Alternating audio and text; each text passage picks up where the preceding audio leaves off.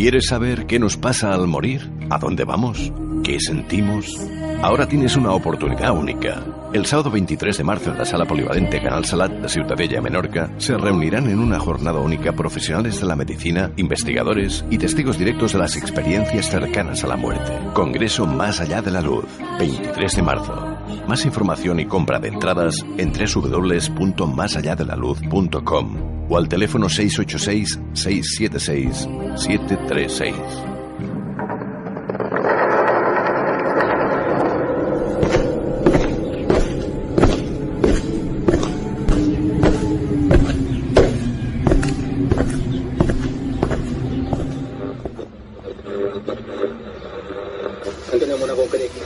Informe Enigma.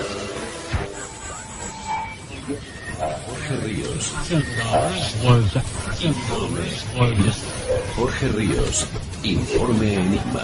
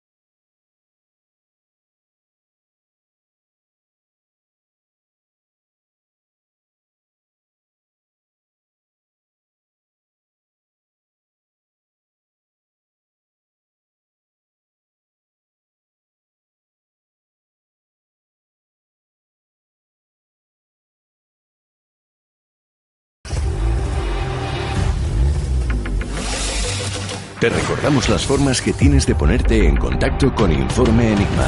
A través de Twitter, @Informe Enigma. Por correo electrónico, enigma-rpa@hotmail.com. O bien en la página de Facebook Informe Enigma. Contacta con nosotros.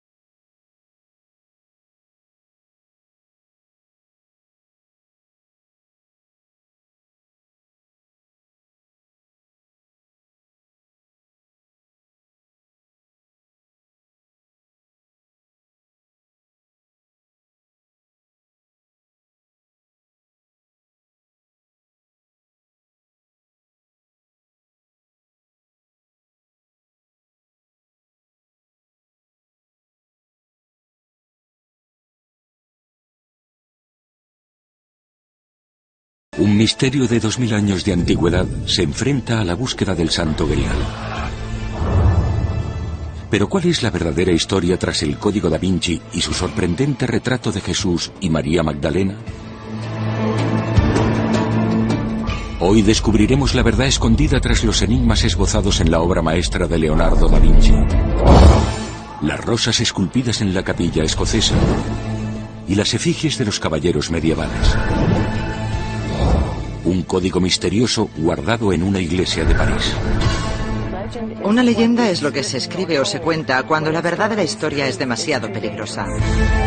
¿Qué es real? ¿Qué no lo es? Vayamos a los secretos del Código da Vinci.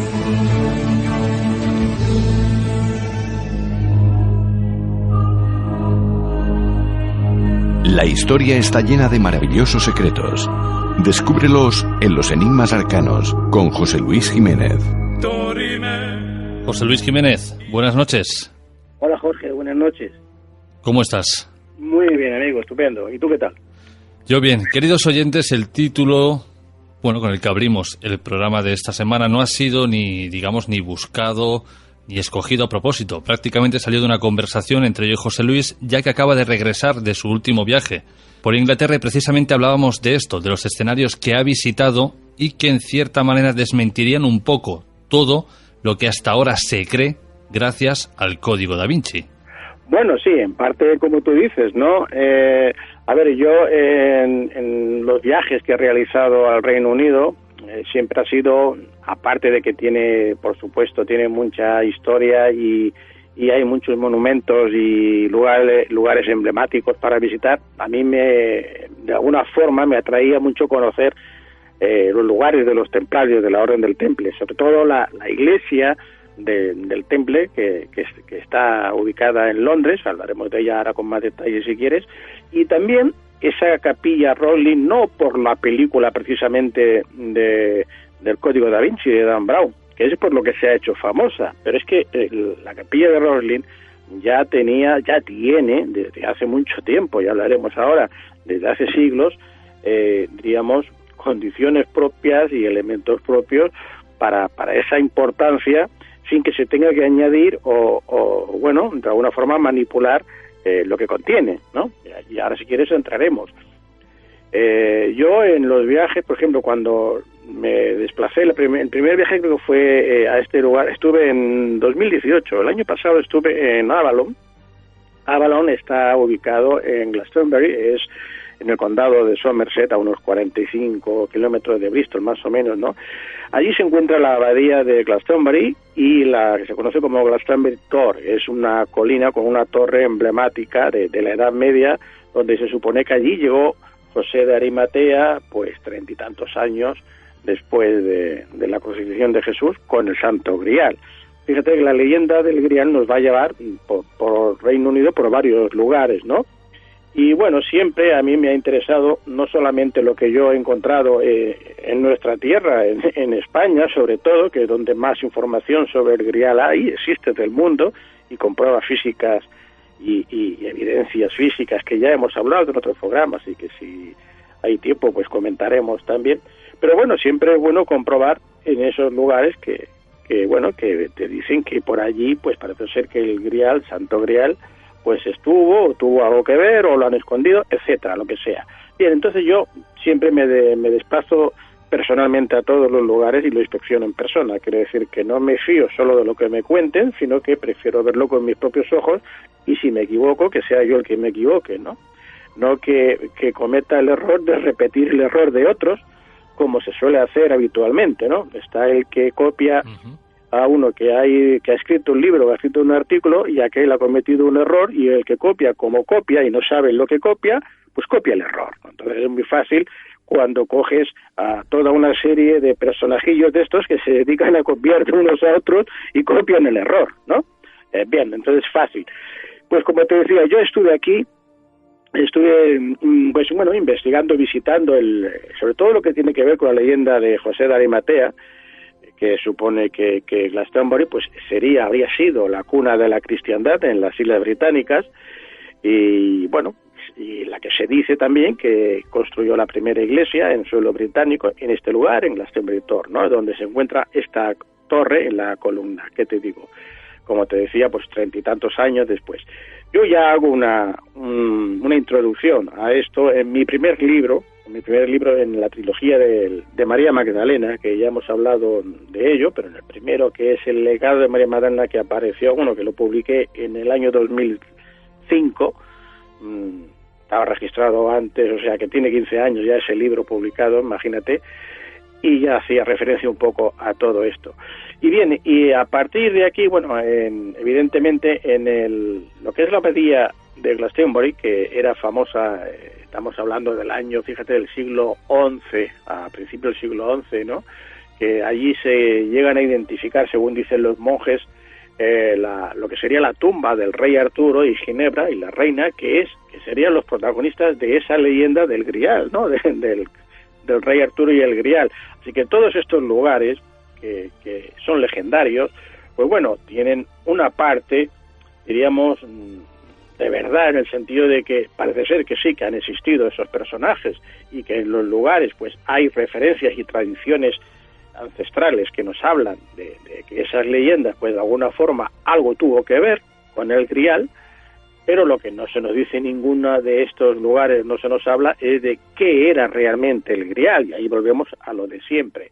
Claro, Dan Brown, el Código da Vinci, él se hace referencia en este caso a algo que yo estoy de acuerdo, pero no porque haya leído el Código da Vinci o haya visto la película antes de escribir mi libro, que lo escribí antes y lo registré antes, lo digo ya pues porque siempre sé que hay alguno que dice, claro, como leyó el libro, lo vio, lo escribió. No tiene nada que ver mi libro con el Código da Vinci de Dan Brown, porque primero que mi libro es una investigación donde yo aporto pruebas y evidencias físicas, y que sí que coincidimos que efectivamente, pues tanto como para Dan Brown como para mí y para muchos investigadores, para otros no, el Santo Grial o el Grial sería ni más ni menos que la sangre real de Jesús. Por ahí viene la palabra, siempre lo hemos dicho en varias ocasiones, que es una derivación del occitano, que es un idioma como el catalán antiguo, que sería sang, de sangre, y real, de real. Y la unión de esas dos palabras, sangrial,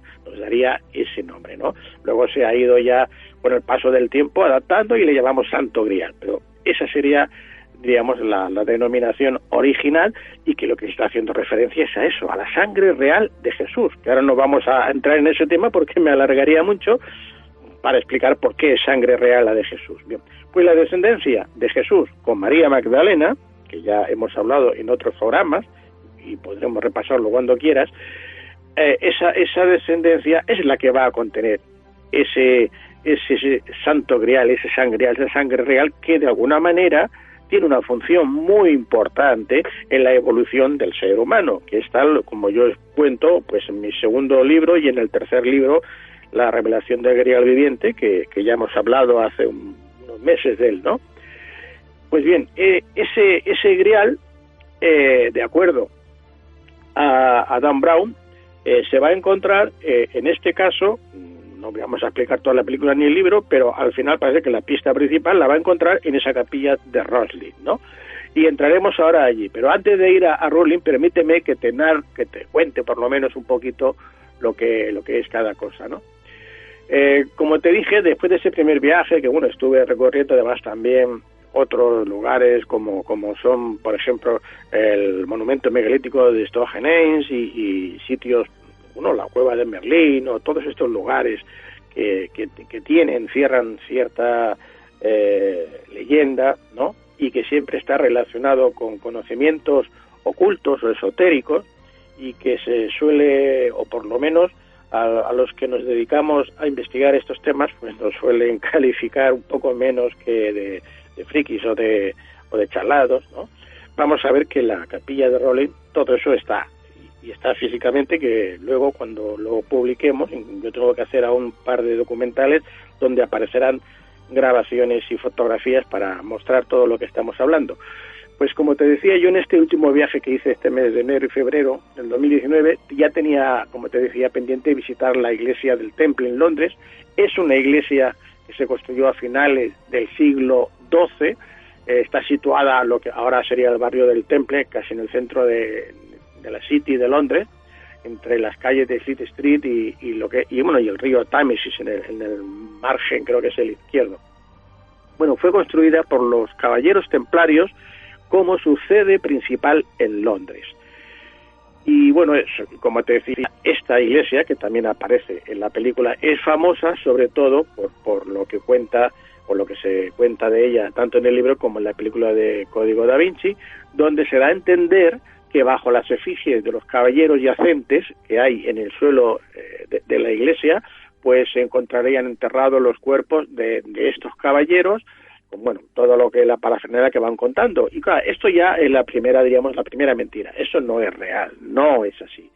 Bueno, ya se comprobó, en el año, creo que fue en 1940 y tanto, después de la Segunda Guerra Mundial, las bombas de los alemanes, pues bueno, llegaron a destrozar gran parte de esta iglesia, y cuando se tuvo que restaurar, pues al levantar estas efigies, son como estatuas yacentes en el suelo, hay 9 en total, que pondremos algunas fotografías para nuestros amigos oyentes que lo vean, pues al levantarlas para hacer toda esta restauración y bueno, que no sufriesen daño los cuerpos que hubiesen allá a ver en aquel lugar, pues se dieron cuenta que no había nada debajo de estas figuras que se suponían y que en la película aparece como que están los caballeros templarios que habían protegido el secreto de María Magdalena, tal, no están. Bueno, esto se descubre en ese año, pero fíjate que en la película, a pesar de que se sabe, ya se dice eso como algo cierto, ¿no? Y ya se conocía que no es cierto. Pero no es lo único, ¿no? Bueno, los cuerpos que hay, sí que hay algunos de caballeros templarios y de monarcas, pero están en sus correspondientes sarcófagos en una nave anexa a esta sala. Esta iglesia es redonda, se construyó imitando al Santo Sepulcro de Jerusalén, ¿no? Pues estos se encuentran en la sala que anexa llamada Chancel o Chancel, que es rectangular, que se construyó pues como medio siglo después, ¿no? Por lo tanto no tiene ya casi nada que ver con la primera parte, y ahí sí que hay cuerpos enterrados, y en el exterior de la iglesia, junto a sus muros, ahí sí que hay cuerpos de algunos caballeros templarios, pero están en la parte exterior, como te digo. La iglesia es muy, muy interesante. A mí me llamó poderosamente la atención las diferentes y extrañas poses que tenían cada una de estas figuras yacentes de los caballeros templarios. Por ejemplo, mostraban las piernas o los brazos doblados, como si de una señal o código secreto se tratase, y aquello sí que me hizo que pensar que efectivamente que los caballeros templarios, que eran muy dados a dejar códigos, luego veremos también como en la capilla de Rolling aparecen códigos o señales secretas que solamente iban a conocer los iniciados o los propios caballeros, las dejaban en las partes más inverosímiles, ¿no? Como yo suelo decir a veces, si quieres guardar un secreto, dejarlo a la vista de todos.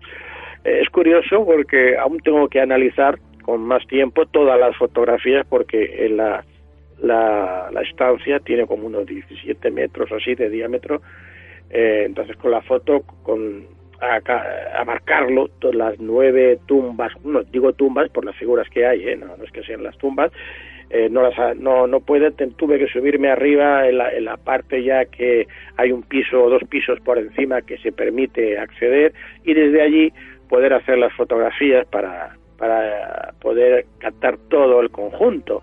Bueno, allí también me surge la sorpresa que me encontrar pues digamos otras marcas, otras señales, otras pistas, ¿no?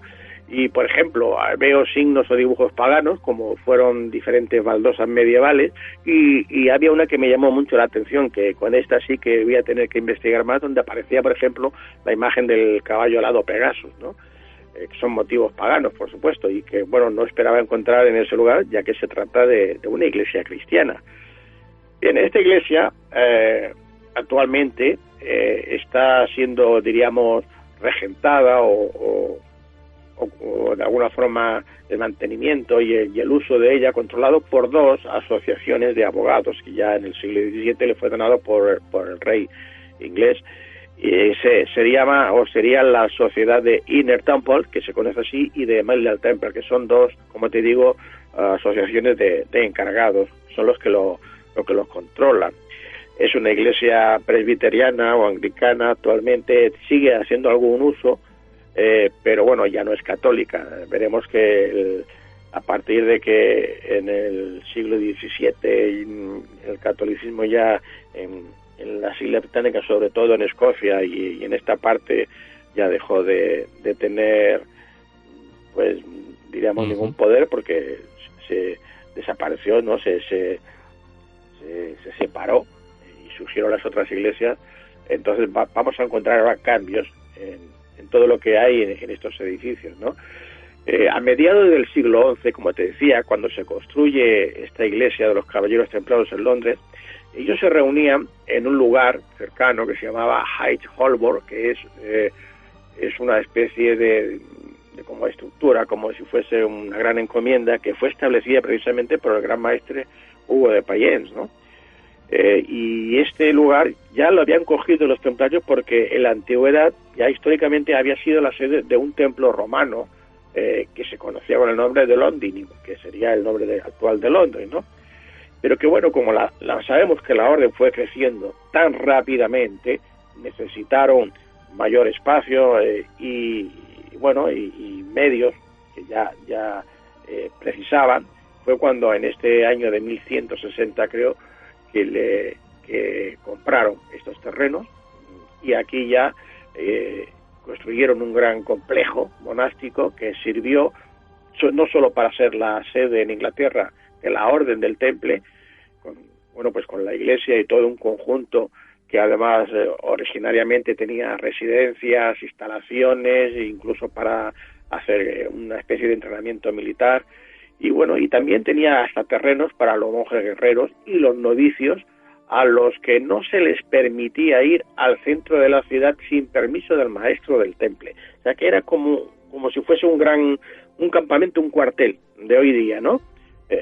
Por eso este lugar es un lugar importante de visitar, de ver qué hay, qué queda de aquel pasado, que en otro documento o artículo ya intentaré exponer con más detalle, ¿eh?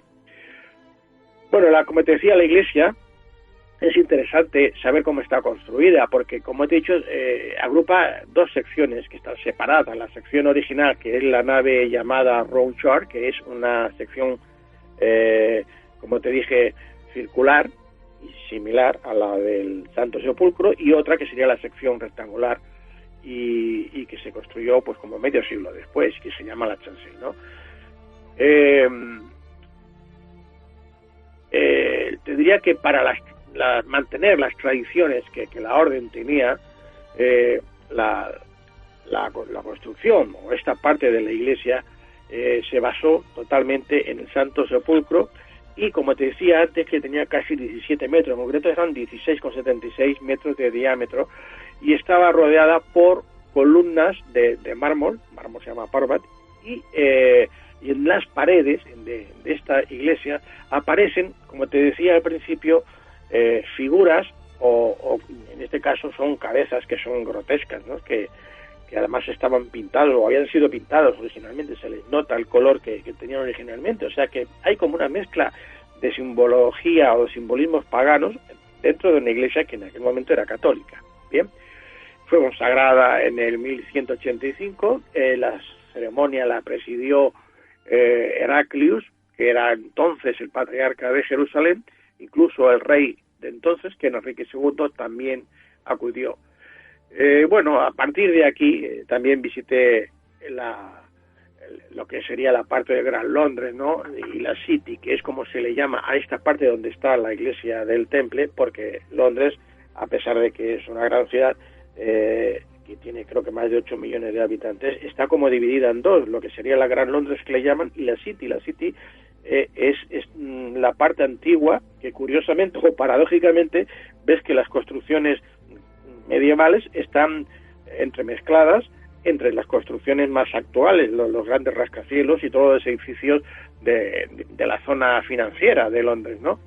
Entonces, esto es curioso porque aquí incluso vi una de las iglesias más antiguas, yo te diría que, bueno, de todo Reino Unido seguro, del siglo VI, también la Torre de Londres, que es para que se entienda, es el castillo real, ¿no? O la abadía de Westminster, donde se llevan a cabo desde el siglo XVII, XVI, casi todas las bodas y todos los eventos monárquicos, y bueno, o el Puente de la Torre, ¿no? Que son lugares que efectivamente tienes que visitar y que, bueno, ahora no vamos a detallar todos estos, pero sobre todo también había otro lugar que a mí me interesaba mucho, que era el Museo Británico. El Museo Británico, para mí personalmente, es el museo más importante del mundo, ¿no? Aquí podemos estar días enteros, se nos hace corto.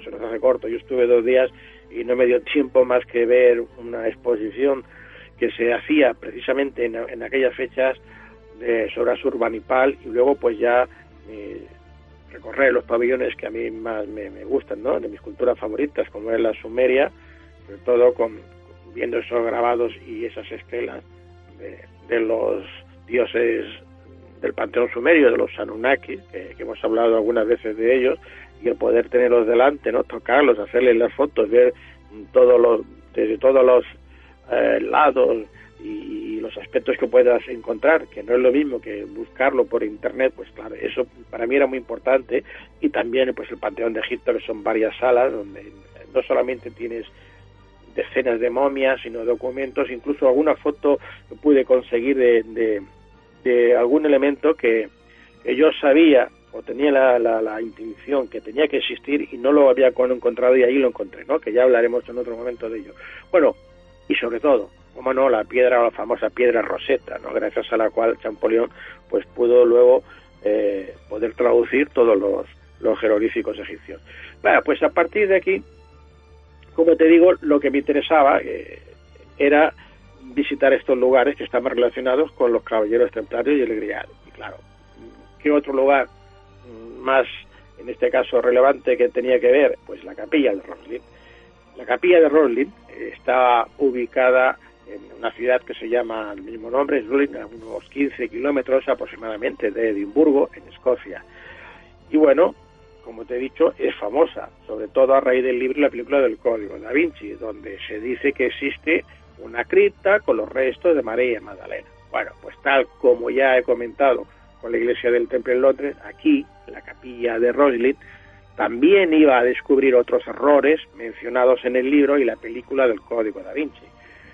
La capilla de Roslin originariamente estaba dedicada, o se llamaba Capilla de San Mateo. Es un templo, actualmente no es de grandes dimensiones, pero que se construyó a mediados del siglo XV, en 1455, creo que es, lo miraré exactamente, y está situado en este pueblo que te digo de Escocia. La capilla fue fundada por el Sir William Sinclair, que fue el primer conde de Caithness del clan Sinclair. Es una familia noble escocesa, actualmente siguen siendo los condes de Caithness, y los dueños y los propietarios de la capilla y la zona que le corresponde, y estos fueron descendientes de los caballeros templarios, ¿de acuerdo? Aquí es cuando viene ya esta relación. Entonces, se dice que la capilla fue construida por Sir William como un centro de divulgación y de conocimientos culturales y espirituales. Bueno, y también dice que como para asegurarse un lugar en el cielo.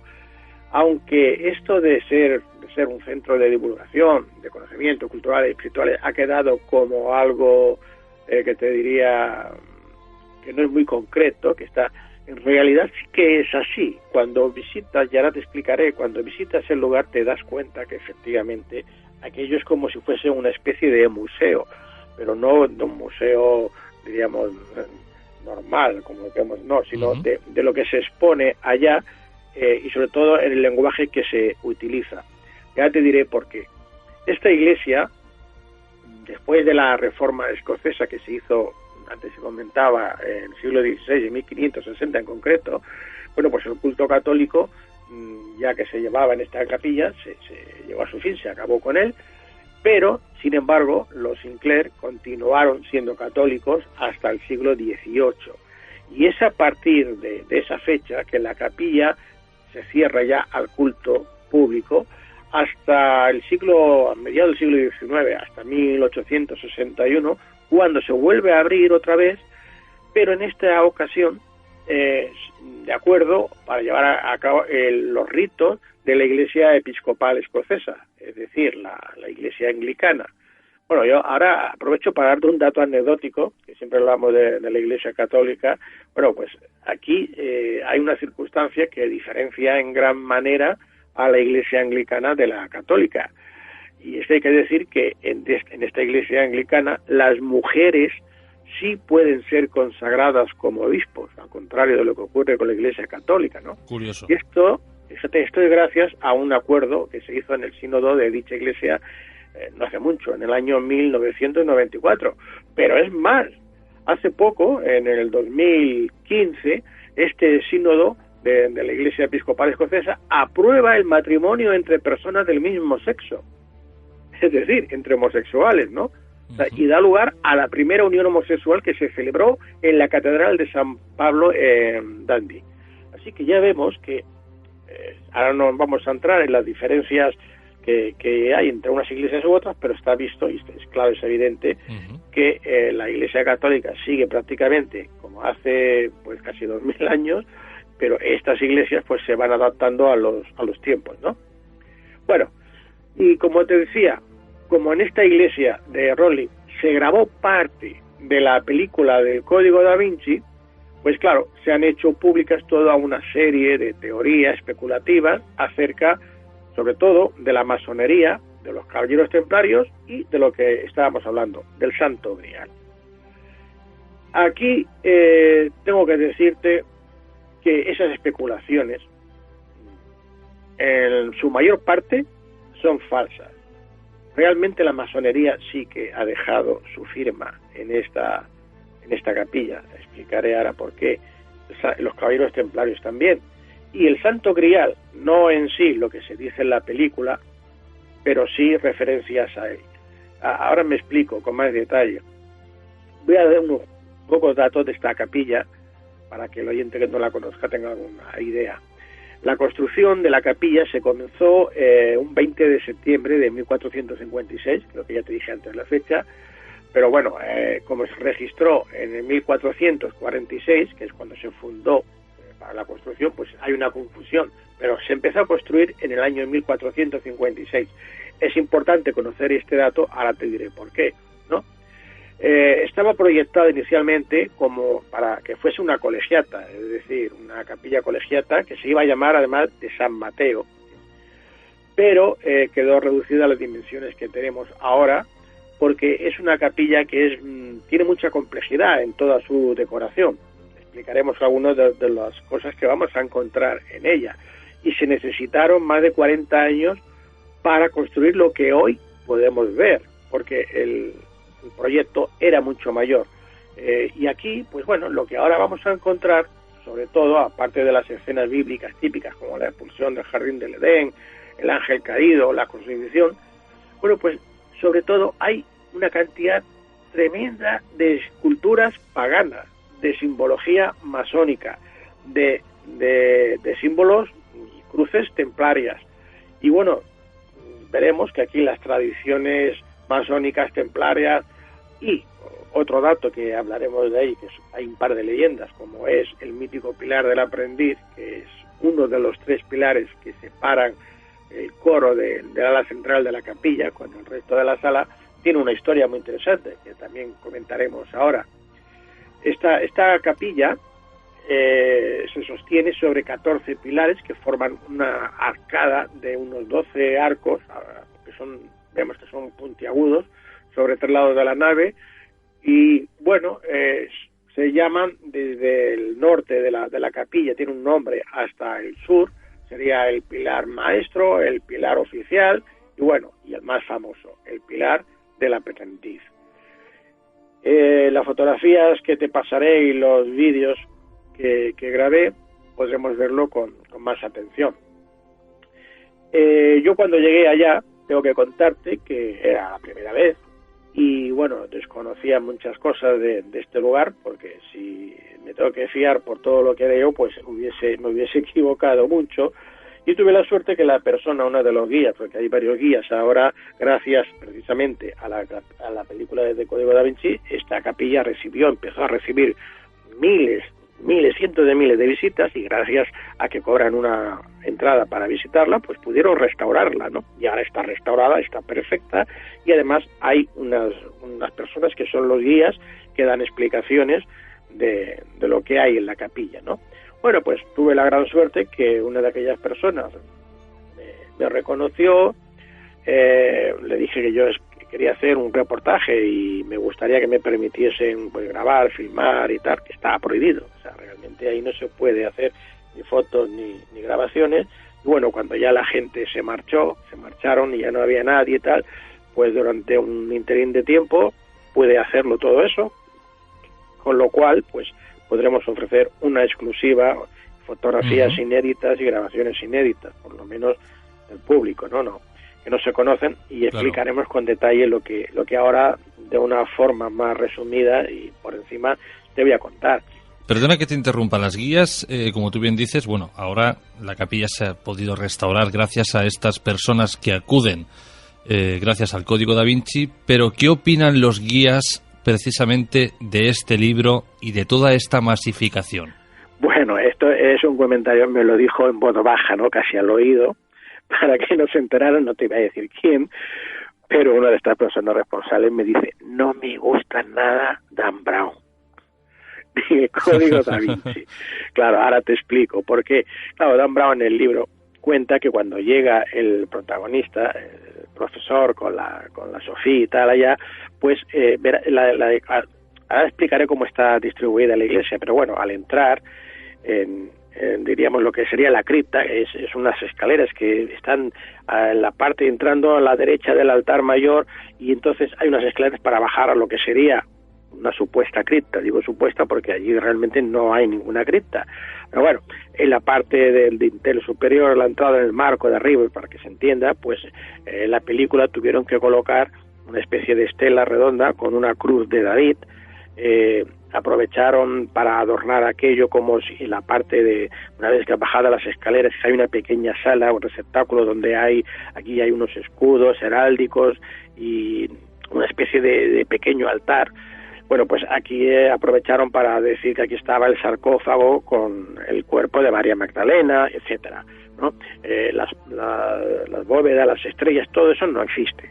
Todo eso se ha añadido en la película. Claro, la gente que se ha creído a pies juntillas todo lo que ha leído en el Código Da Vinci o ha visto en la película, ya llegaba y me decía la guía que lo primero que le preguntaban, que dónde estaba la estrella de David, porque se veía la marca blanca, que al arrancarlo, como tiene otro color diferente, cuando lo tuvieron que hacer, se notaba, y dónde está la estrella de David, y dónde está el sarcófago. Claro, un poco que están como cansados, ¿no?, de decirles que todo eso no existe, ¿no?, que fue, pues bueno, parte del decorado de la película. Pues bueno, una de estas, pero es una mentira, pero que hay gente que se lo ha creído, ¿no? Y entonces, claro, la gente va a ver el cuerpo de María Magdalena.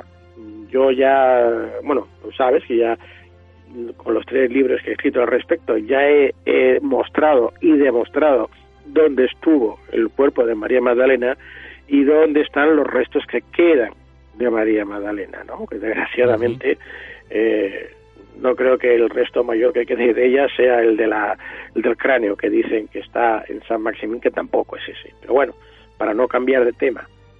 Entonces, ese sería, por decirlo de alguna forma, el mayor engaño, ¿no? No está, la capilla no está, no hay eso. Pero hay otras cosas mucho más interesantes, mucha más información. Y todo, además, está en un lenguaje iniciático, críptico. De entrada, esta capilla tiene hay 3 entradas. Está la principal por donde se accede, por decirlo así. Hay otra que no se utiliza, pero que existe, que la fotografía la mostraremos, que es por donde se saldría, y luego hay una lateral que sería la continuación, con lo que no se pudo construir, pero que también está ahora como una entrada. Bien, en el patio, el jardín, la parte que rodea a la capilla, ya empezamos por ver varias esculturas, casi todas, por no decirte todas, pero casi todas son paganas, con simbología pagana, todas relacionadas con la naturaleza, ¿no? hay un personaje, el Green Man, el hombre verde, que está como 100 veces por allí, ¿no? Que le salen las plantas por la boca, que tiene pues el simbolismo precisamente de la vida y tal.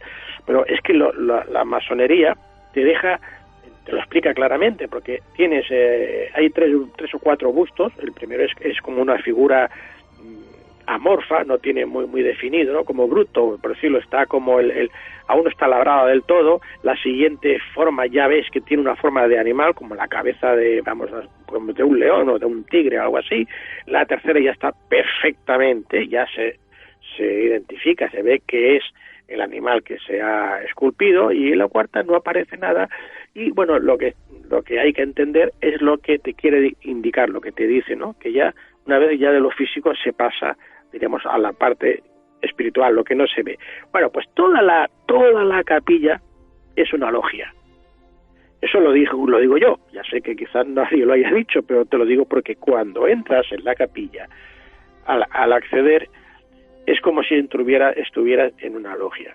Es más, las columnas que están en la parte del altar, hay tres, pero son las dos principales, que es la del aprendiz y la del maestro, que ahora hablaremos del aprendiz, de la leyenda que hay, que son las dos columnas que vamos a encontrar siempre en una logia cuando se accede, cuando el iniciado, el aprendiz que va a ser iniciado, tiene que pasar por las columnas. En otro momento hablaremos de los rituales masónicos.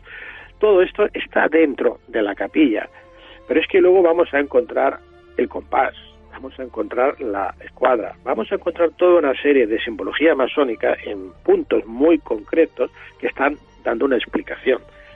Claro, evidentemente, para el profano, pues aquello no le va a decir nada, no va a entender lo que ve, y mucha gente sale allá diciendo, estos son plantas, estos son monstruos, porque claro, las figuras, que hay cientos y cientos, está todo en la capilla, está decorada de una forma, la verdad es que casi magistral. Es muy bonito, además, con los colores de las piedras, que son rojas, menos rojas, hacen unos coloridos y unos contrastes.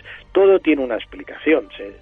Toda la información que se puede obtener allá es asombrosa, porque, como te digo, es un lugar que se hizo tal como se dice, de una forma un poco despectiva o como distrayendo, ¿no? Que era, bueno, para que, como un centro dice que de cultura, no, sí, es que es eso. Ya el conde William Sinclair ya lo hizo con ese sentido, no como de una forma para ganarse un puesto en el cielo, ¿no?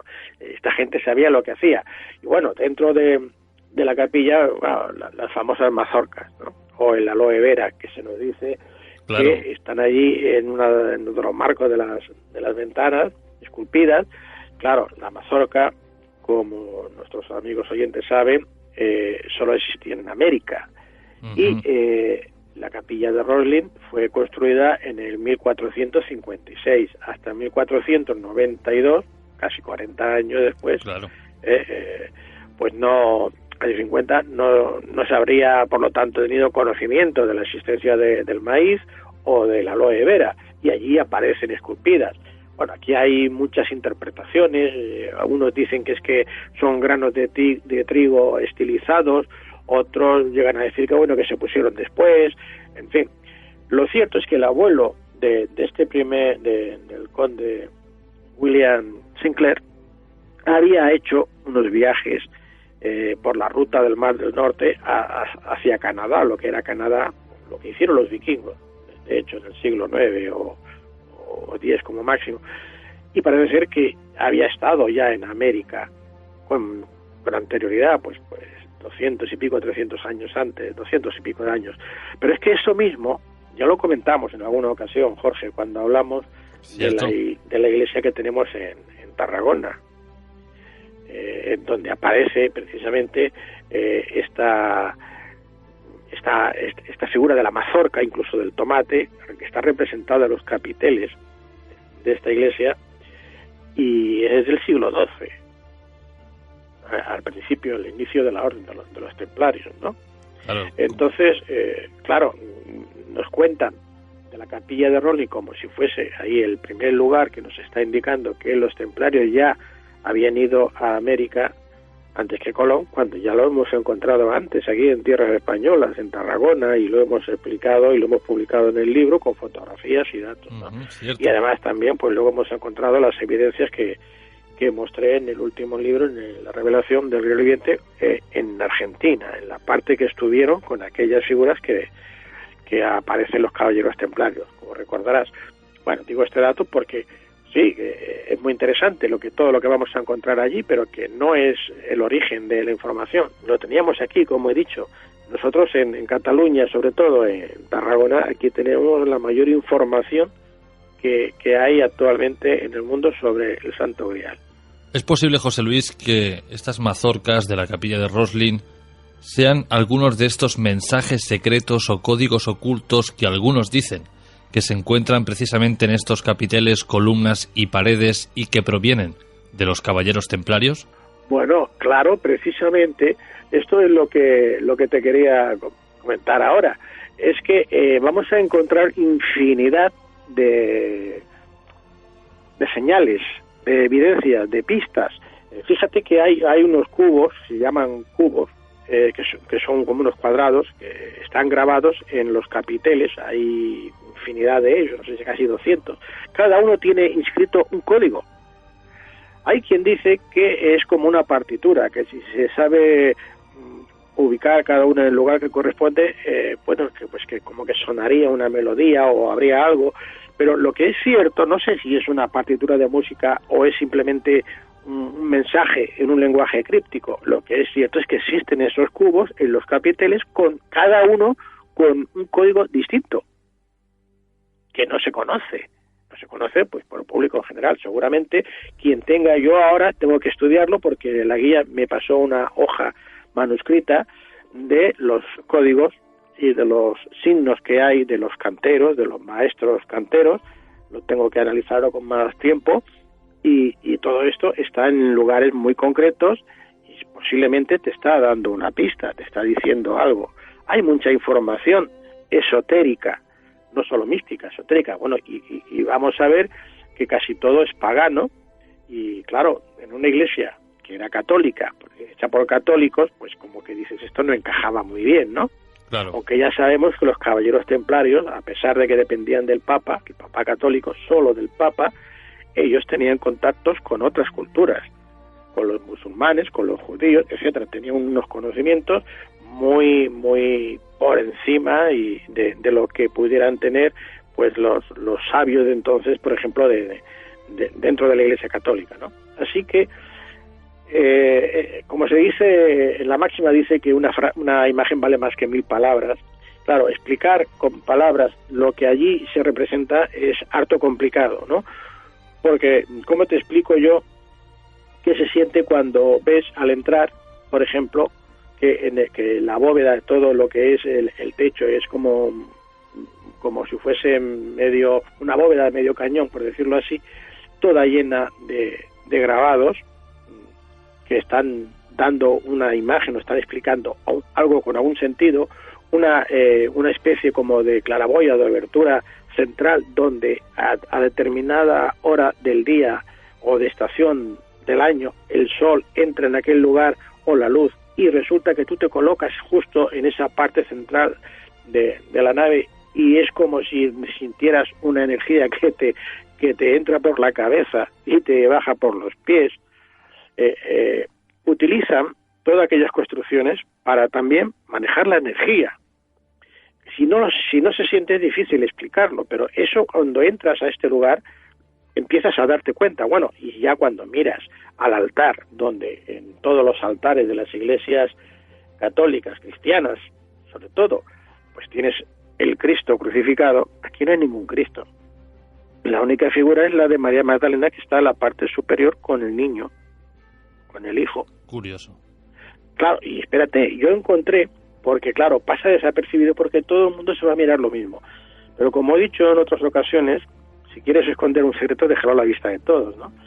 Es que me estoy saltando cosas, pero no quiero que se me olvide esto. Cuando estaba recorriendo lugares con la guía, ella me mostraba cosas que no suelen mostrar al público en general, y me preguntaba sobre algunos símbolos que se veían, que ella no entendía y yo le explicaba lo que significaba. Claro, la persona pues se alegraba que conocer ahora el porqué, e incluso le dije, y la María Magdalena que tenéis embarazada, que está fuera, pero está en lo que es el panteón o la tumba del que había sido el cuarto conde de Rosslyn, ¿no?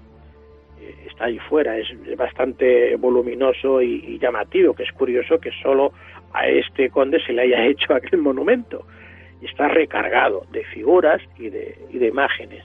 Bueno, pues allí está la figura de María Magdalena, un brazo, una mano, creo que es la izquierda, hablo de memoria, tiene el cáliz, y la otra mano derecha sobre el vientre abultado, porque siempre, ya lo hemos dicho en muchas ocasiones, una de las formas de representar a María Magdalena embarazada bien era con el cíngulo, la barriga pues embarazada, o otras veces se le indica con el brazo, la mano, en el vientre, encima del vientre.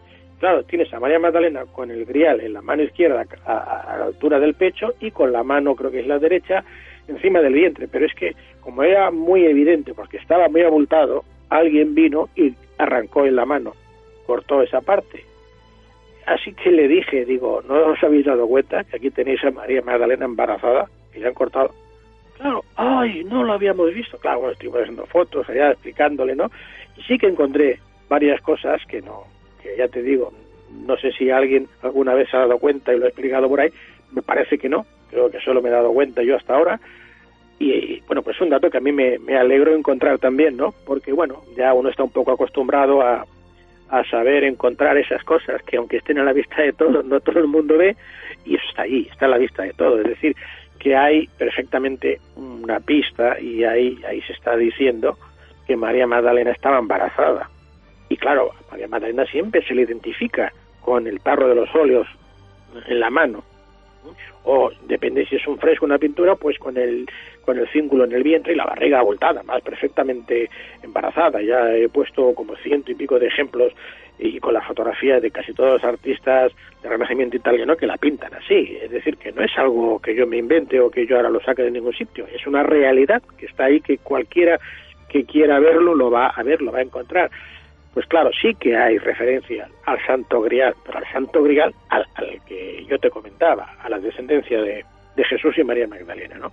Claro, pues hay muchos más datos, ¿eh? Hay referencias con, bueno, flores de lis que representan siempre a la familia, en este caso, o descendientes de Jesús y María Magdalena, las vamos a encontrar por todas partes, y, como te he dicho antes, referencias masónicas, hay cientos.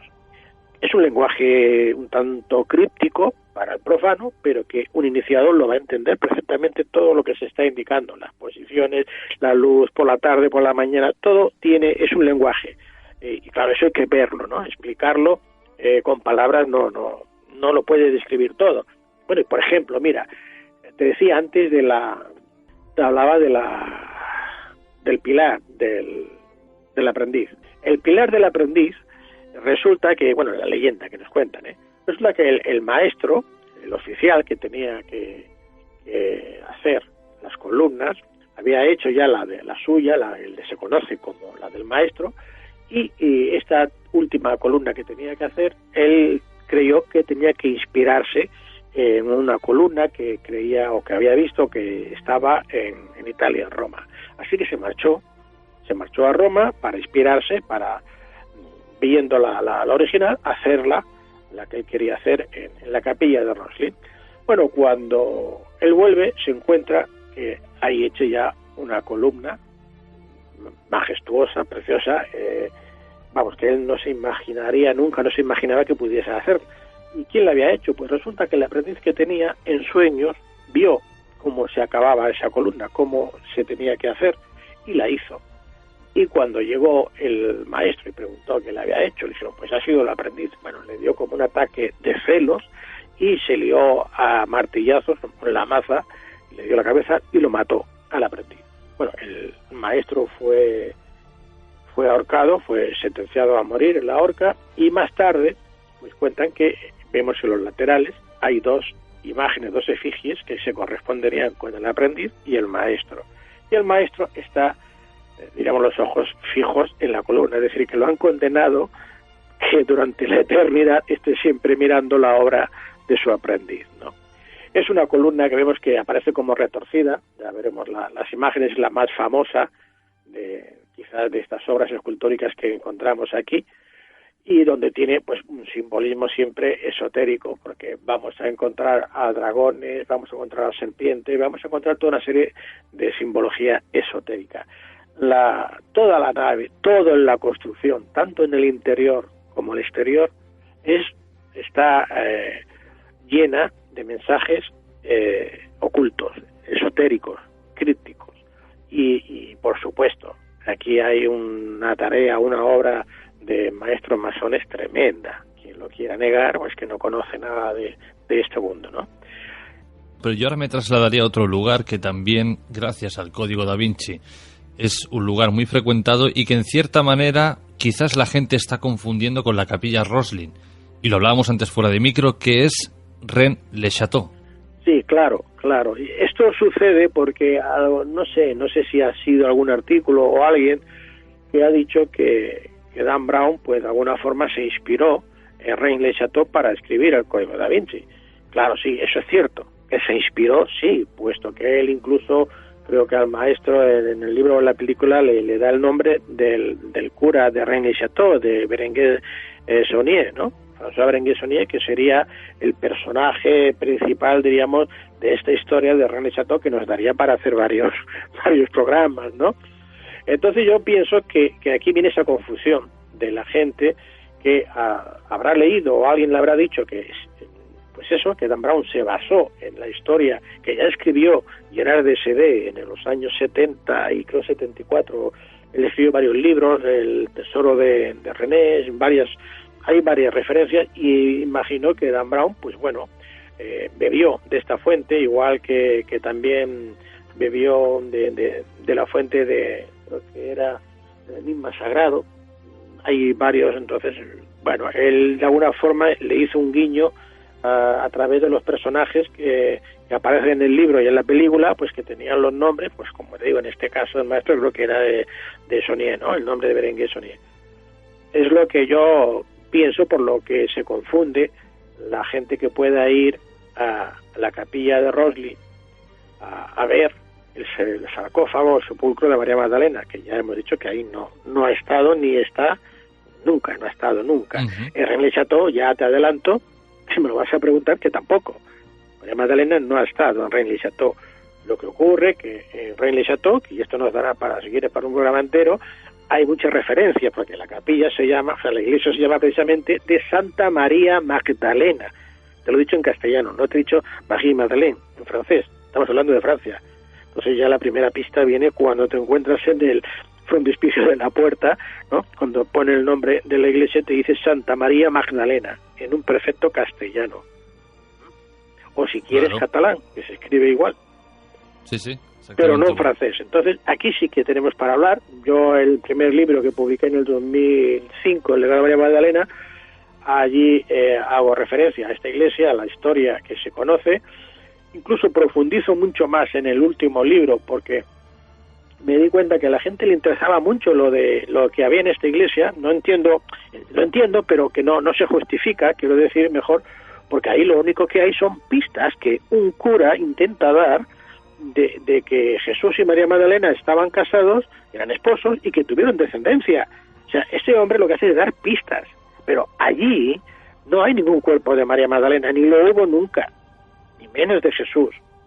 Lo que hay es una información un tanto encriptada, porque este hombre pues también perteneció a alguna logia masónica, por decirlo así, creo que era de los Rosacruces o algo tenía que ver con ello, y él se dedica a partir de que encuentra, estamos hablando del año 1891, imagínate, ¿no? Al final del siglo XIX, pues se encuentra en el altar, debajo del altar una losa, que además ya hacía referencia a la Orden de los Caballeros Templarios y tal, pues se dice dentro de un pilar que estaba hueco, unos tubos de madera con 5 pergaminos. Bueno, eso ya es falso, que te digo de entrada. No digo que no encuentre algo, lo que digo que esté esos tubos de madera en el pilar. El pilar, la reproducción del pilar, la de ella, está en lo que ahora es el museo. Yo cuando fui, pues a tal hace 20 años, no era lo que es ahora, ya no existían GPS, no estaba ni en el mapa, porque Rennes-le-Château está en la cima de una montaña, de una colina, que tiene, en aquel momento pues tenías casi que intuir dónde estaba, porque no estaba ni en el mapa. Ahora es muy fácil, ahora aquello parece las Ramblas de Barcelona, pero cuando yo fui hace 20 años no. Entonces yo incluso pude estar dentro del cementerio original donde estaba enterrado François Berenguer junto con su criada, y bueno, que se supone que era más que su criada, ¿no? Y bueno, y hacer incluso fotografías por la noche dentro del cementerio y con personajes que estaban haciendo cosas extrañas por allá, ¿no? Ahora ya el cementerio ni siquiera tiene el cuerpo de Sonia, o dicen que lo han trasladado a la casa museo que tienen ahora al lado, donde vivía, se supone, bueno, donde estuvo viviendo el párroco, ¿no? En aquella época, cuando se hizo millonario. Pero lo que él encuentra allá en el hueco del pilar, que se dice, ese pilar, yo en el libro, y sobre todo, no sé si, bueno, en los 3 libros, en la trilogía creo que las aporto, y si no en mi canal de YouTube van a encontrar vídeos y fotografías, verán que es como un cuadrado, que diría como 2 cajetillas de tabaco, no tiene más profundidad. Y claro, dicen que ahí en ese hueco encuentran los tubos de madera con 5 pergaminos. Bueno, pues ya me dirás cómo. Si aquello tiene una profundidad de 8 centímetros como mucho, siendo generoso, y de 8 por 8, un cuadrado, no, si ahí no. Entonces, claro, es lo que te decía al principio, si alguien escribe algo con un error y el otro se limita a copiarlo, pues copia el error, y si luego viene otro, ¿qué tal? Pues bueno, al final eso es como la historia del teléfono, que uno le dice algo al oído y cuando llega al último, ¿sabes?, no tiene nada que ver, lo que le dice, ¿qué te ha dicho aquel? No tiene nada que ver con la frase inicial, ¿no?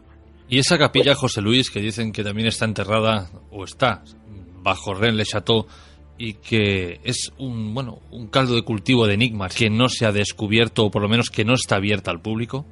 No, capilla no, lo que hay es cripta. Perdón, una cripta, cierto. Sí, es cripta subterránea, sí, y se sabe que hay una cripta subterránea. Y sí que hay gente que ha accedido. Mira, yo conocí personalmente a un escritor, investigador, se llamaba Luc Robin. Este hombre que me seguía, él leyó mis libros precisamente, nos conocimos y él me propuso de escribir juntos un libro sobre todo el enigma que había aquí en Rennes-le-Château. Y bueno, él llegó a ser incluso alcalde, fue elegido, lo que pasa es que murió, no sé si repentinamente o por causas extrañas, y no llegamos a colaborar juntos, pero él yo hablando con él le preguntaba realmente lo que él pensaba que había sucedido, porque este hombre vivió varios años allá, vivió en la casa del cura, pudo incluso excavar algo, pudo buscar, y sí, efectivamente existe una cripta allí debajo, ¿no? Hay gente que sí que ha podido acceder, pero no se ha hecho público. Y claro, yo no he podido acceder. Yo sé que sí que existía esa cripta, que imagino, tal como se ha dicho en muchos medios y por los que han tenido más acceso, que era una cripta para la familia precisamente de Hautpoul, de la marquesa de Hautpoul, que era la última, ¿no?, la que se supone que conocía el secreto, que es en la que se hace referencia a las lápidas, que se habla de Negre, creo que era el apellido. Ahora te estoy hablando de memoria, todo esto lo escribí hace casi 20 años y ahora tengo que recordar. Pero aquellas criptas que sí, que tienen, seguramente deben de tener, guardar y esconder, o fue en lo que encontró el cura aquí, esa entrada secreta a esa cripta, donde podría encontrar, pues como se dijo, una olla llena de monedas, de oro, etcétera, o plata, y joyas, que sería lo que en principio le serviría para esa gran riqueza que había conseguido en tan poco tiempo. Aunque, como también me comentó Lugo Ben, parece ser que a él le habían como encargado buscar unos documentos que estaban ahí en el altar, o en uno de estos lugares, no en la cripta, sino en el altar, que es los que le interesaban a una familia muy poderosa de Europa, que tenían, digamos, una especie de como de pleito, como de problema con el Vaticano, ¿no? Ahora no quiero equivocarme, no voy a profundizar en todo el tema, Pero yo creo que Saunier, después de encontrar todo esto y entrar aquí, ahí sí que encontraría más pruebas, más pistas, más datos, y es cuando él se dedicó pues a transformar la iglesia. Pudo arreglarla porque esa iglesia estaba destrozada desde el siglo XVII o así. Hay que pensar que la última vez que ahí se celebró la boda de Dagoberto II, el último rey merovingio, con la hija del conde de Racés, precisamente, y eso fue en el no quiero equivocarme, en el siglo XVII, creo que fue la última vez, y ya te diré la fecha exacta. Y bueno, y desde entonces aquella iglesia se había ido quedando en ruina, ¿no? Cuando llegó Saunier, creo que fue en el año 1891, por ahí, si no recuerdo mal, estaba el techo prácticamente hundido. El cura anterior incluso había empezado a ahorrar o había hecho unas cuestaciones para reparar la iglesia, pero no eran suficientes. Estuvo pidiendo el dinero y ayuda para arreglar aquello. O sea, que él cuando lo mandan a Berenguer-Saunier, que tenía unos 33 años o así, creo, cuando llegó a Rennes-le-Château, tuvo que irse a vivir a casa de la madre de la que luego sería María de Nerneux, que era la ama de ella, en una cría de unos 15 años así, que luego ya parece ser que fue su amante, con la que ya vivió hasta el resto de su vida. Tuvo que vivir en la casa de esta familia, ¿no? Y se dice que, fíjate, si este hombre pasaba penurias, que tenía que ir a cazar o a pescar al río cercano que había para poder alimentarse muchas veces, ¿no? Bueno, se han dicho muchas cosas, tal, pero lo cierto es que, a mi modo de ver, lo único que este hombre encontró fueron pistas, claves, o si tú quieres, confirmaciones de esa historia de Jesús y María Magdalena y la descendencia que habría llegado hasta esa familia de la marquesa de Upul. Bueno, yo en el último libro creo que hago referencia a esto, ya con más detalle y de dónde llega, ¿no? De dónde vendría toda esta línea. Y aquí lo único que te estaría diciendo la iglesia de Rennes-le-Château es que sí, que efectivamente, pues, Jesús y María Magdalena eran esposos, que tuvieron descendencia, que la descendencia, y aquí hay una serie de información, pero no te está diciendo dónde está el cuerpo de María Magdalena, si es que estuviese allá, o el de Jesús, no te está hablando de nada de eso. Hace referencia a que María Magdalena, de alguna forma, era el personaje principal de toda esta historia, ¿no? Que la clave estaba en ella, y a partir de María Magdalena, pues vamos a conocer muchas cosas de la historia que han sido ocultadas, manipuladas, y como con el personaje de María Magdalena hemos tenido, digamos, más datos históricos para contrastar y para poder investigar, que es en lo que yo me he basado, pues vamos a encontrar todas estas pruebas, estas evidencias físicas que nos están confirmando pues que efectivamente que Jesús y María Magdalena eran esposos y que tuvieron descendencia, y que esa descendencia que tiene esa sangre real, ese sangrial, hay ahora que explicar, como yo digo en mi último libro, qué es lo que realmente hace, ¿no? ¿Cuál es la misión o la función de ese sangrial, de esa sangre real? José Luis, antes has dicho que Berenguer-Saunier posiblemente pertenecía a la logia masónica. Estoy viendo una fotografía tuya en pantalla de una de tus visitas a Rennes-le-Château. Sí. Tienes al lado a un policía y me llama muchísimo la atención ese suelo en forma de ajedrez. Bueno, sí, te explico, verás. Esa foto precisamente creo que la publiqué en mi segundo libro, en El triunfo de María Magdalena, sobre el 2007 o así, creo que fue este libro, porque entonces, es lo que te decía antes, cuando llegaba alguien y escribía en una revista más o menos prestigiosa, tal, que el suelo de la iglesia de Rennes-le-Château era un perfecto tablero de ajedrez, otro decía que con un movimiento de caballo tal se encontraba la pista no sé cuánto, el otro, claro, yo hasta que no voy en persona y lo veo y lo analizo, pues no puedo decirte si es verdad o es mentira lo que dice ese autor.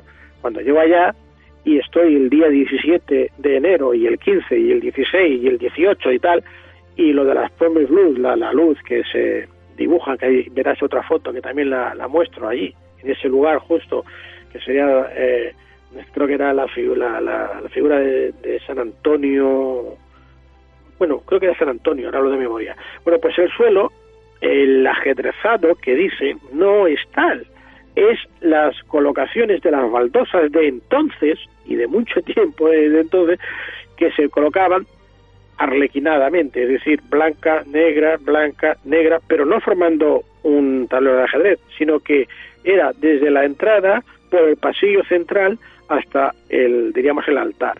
En los laterales, que estaban los bancos, ahí no hay ajedrez, ni siquiera hay un cuadrado perfecto de ajedrez que se pueda, no existe eso. Entonces, a alguien le interesó ponerle ese misterio que no hacía falta, que ya la Iglesia, y ahí tiene otras cosas que nadie lo menciona por lo visto, que sí que son más interesantes de conocer, pero a alguien le interesó decir que allí había un tablero de ajedrez. Entonces pongo la fotografía, además se ven que está ahí la policía, porque era un 17 de enero, y el día 17 de enero, que es la fecha en la que, bueno, ya lo explico todo en el libro, ¿no?, cuando se habla de la muerte, el día de la fecha de la muerte de la marquesa de Blanchefort, y bueno, todo lo que la relación que hay luego con el cura, con Berenguer-Saunier, pues se habla de que ese día, que es el único día que aparecen esas marcas de las manzanas azules y Plum Blue en esa pared.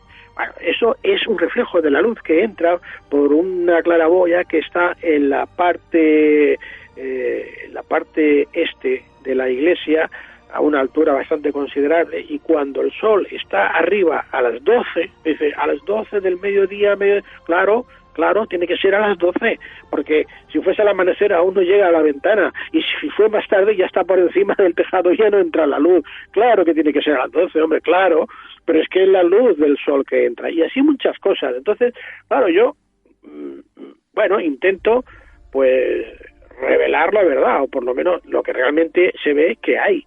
Y lo que no hay, que es falso, y que como te he dicho al principio, estoy ya cansado de desmentir cosas que dicen que son ciertas, y bueno, ya la evidencia ve que no es, pues no es cierto. Entonces, aquello no es lo que dicen, ¿no? Y eso no quita, como te digo, para que en aquella iglesia sí que encontremos pistas e información. Como te he dicho, la primera, que pocos hablan de ello, es que se llama Santa María Magdalena y no Santa María Madeleine, o que María Magdalena está con un crucifijo que está volcado en una dirección. A nadie se le ha dado por poner una brújula y seguir en el mapa la línea donde le lleva, porque yo sí. O sea, claro que hay pistas, pero es que a mí lo que me asombra es la publicidad que se da a cosas que luego se demuestran que no es verdad, ¿no? Y la gente empieza a hablar y bum, bum, bum. Hombre, pues léase usted libros, pues ya no digo como el mío, no sé si hay alguno más antes, porque es que, claro, yo el problema que tengo es que yo fui el pionero cuando descubrí el retablo de María Magdalena embarazada. Entonces luego, como el Código Da Vinci se había publicado en las mismas fechas y obtuvo la fama que obtuvo, y fue, yo creo que ha sido un gran bestseller de toda la vida, pues ya con el mío, ya la Iglesia y los poderes fácticos, sobre todo el Opus Dei y empresas que dependen de esta gente, dijeron, hostia, si ahora que le hacemos como a Dan Brown, que hemos prohibido que lean el libro y la gente se ha volcado a leerlo porque le daba morbo, si decimos que lo que esto muestra son fotografías, datos, documentación, que eso no es ficción, que no es novela, se nos acaba el negocio, el chollo. Vamos a vetarlo. Entonces, claro, era muy difícil encontrar mi libro, y eso que la primera edición se agotó en 45 días. La primera edición se agotó en 45 días. Cuando vieron aquello, bueno, a mí me llegaron a echar a mitad de una presentación del Corte Inglés, con el segundo libro, ¿no? Y ir la gente a comprar el libro y decirle que yo allí no había estado. Y ahí están las fotografías de la presentación y de los carteles y del anuncio que se hicieron en la prensa y de todo. Bueno, había un cartel de, no sé si eran de 3 o 6 metros de alto, que se ponía en la avenida Puerta del Ángel, que ¿cómo se llamaba? En el Centro Cultural de Corte Inglés, estaba arriba, ¿no? Me llama un amigo, José Luis Querido, que dicen que no tienen tu libro. Digo, ¿cómo que no? Si di la presentación ayer. Y al final se daban cuenta cuando, bueno, es que es una alerta que le he contado muchas veces. Un amigo mío que fue allá y diciendo que yo no había estado allá, ¿no? Y cuando abre la puerta, porque exigió ya hablar con el jefe del departamento de allí de libros, ve que tenían colgado el cartel donde se anunciaba mi libro y la presentación del día anterior.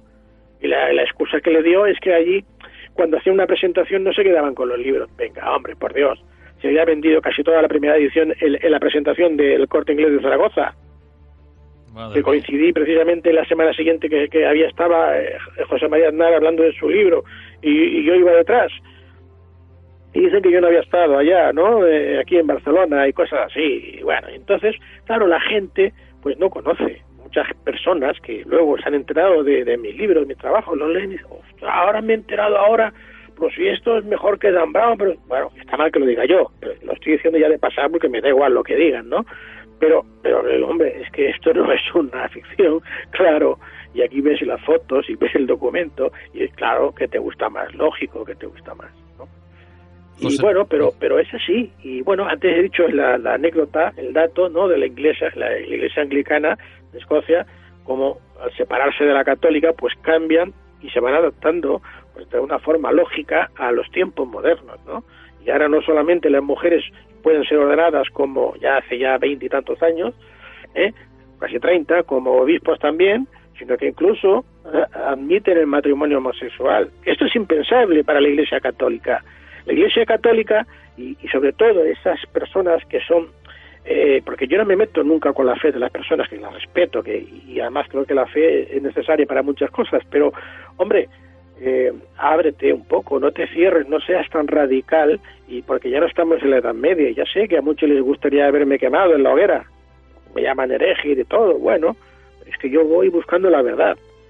Lo que intento es transmitir lo que encuentro, los hechos históricos, que ante las evidencias que aporto, pues parece ser que sí, que eso es la verdad. José Luis, para terminar, vamos a salirnos ahora un poquito del tema del Código Da Vinci, y esto ya es curiosidad mía. Me gustaría que me expliques qué se siente estando en Stonehenge. Bueno, Stonehenge es un lugar de poder.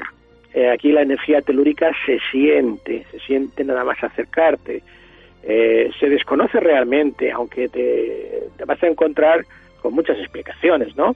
Pero piensa que son megalitos de varias toneladas de peso, algunos seguramente más de 50 toneladas, o puede que hasta 100, que, bueno, estamos hablando del Neolítico, se supone, ¿no? Y dices, bueno, ¿con qué grúas han subido esos megalitos de 4 metros de alto, uno sobre el otro, de 100 toneladas? ¿Para qué hacer esa forma, ese círculo? Unos seres que se suponen que eran como de la edad de piedra, ¿no? Cuando ves que allí pues hay una energía, hay un campo incluso magnético, hay toda una serie de cuestiones que, bueno, ahora gracias a la tecnología actual podemos empezar a entender muchas cosas, ¿no? Y los poderes que tienen cierto tipo de minerales o de piedras, o cuando estos campos electromagnéticos pues se pueden de alguna forma o interactuar, y podemos, bueno, como sucede con la capilla de Rolling, ¿no?, que hay leyendas que ya no te lo he contado porque digo, bueno, esto aquí quizás ya sería un poco rizar el rizo, pero se dice que esas figuras que te comentaba, que son paganas y tal, parece ser que eran una especie de claves para acceder a una puerta dimensional. Bueno, pues esto de Stonehenge también. Tú estás allá y ves todas aquellas construcciones y estás ahí en medio y dices, esto no es un capricho de ningún loco, ni es para enterrar a gente, como se dice, nada más, como un lugar de enterrar, y haces todo esto para enterrar. No, es como cuando hablamos de las pirámides de Egipto, ¿no? Para decir que es para un faraón, hombre, por favor, ¿no? Y llevamos así 2000 años y repitiendo lo mismo, ¿no? Y nadie se para en ir allá a verlo en persona y decir, ¿no ves que es imposible? Pues como ahora ha ocurrido, bueno, el anterior viaje, el último que hice a los Andes, y estuve recorriendo todos estos lugares maravillosos de los Andes, donde vemos construcciones imposibles porque por el lugar, por cómo están hechas, porque no se conocía ni el hierro, ni utilizaban la rueda, ni tenían medios, y dice, pero ¿cómo han podido elevar estas moles de cientos de toneladas a no sé cuántos metros de altura sin tener espacio? Ya no solamente, aunque aceptando que fuese, como dicen, empujándolo sobre troncos, algunas pendientes con un 70%, a lo mejor de pendiente, que no tienen ni cuerdas, necesitarían espacio para arrastrar o para empujar, que no hay, como pasa en Ollantaytambo, o te vas a Sacsayhuamán y ves esas construcciones ya. Bueno, entonces te das cuenta, cuando ves estas cosas, que te han estado engañando toda la vida. Ya desde que vamos al colegio nos cuentan mal las historias, pero no solamente las cuentan mal, sino a veces adrede, ¿no?, con esos cuentos que no hay quien se los trague, y hasta que no te separas, te quites de la cabeza esas historias y empiezas a pensar por ti mismo, pues te puedes tirar toda tu vida viviendo engañado, manipulado. Aunque bueno, hay gente que es feliz así, yo lo respeto. El que le guste vivir manipulado y engañado, oye, es su vida, es su problema, con su vida que haga lo que quiera. Yo no quiero vivir engañado, ni me gusta que la gente que pueda que quiera conocer la verdad, pues que no se la puedas facilitar porque haya quien te lo impide, porque le gusta o porque les conviene, porque les interesa que la gente siga en la ignorancia, siendo ignorantes y manipulándolos. José Luis, compañero, como siempre, un placer que hayas pasado por nuestro espacio y en este caso para abrir los ojos a más de un oyente, sobre todo con el tema de el Código Da Vinci, de estos lugares tan mágicos y con esta pequeña pincelada sobre Stonehenge. Pues cuando quieras, Jorge, un abrazo.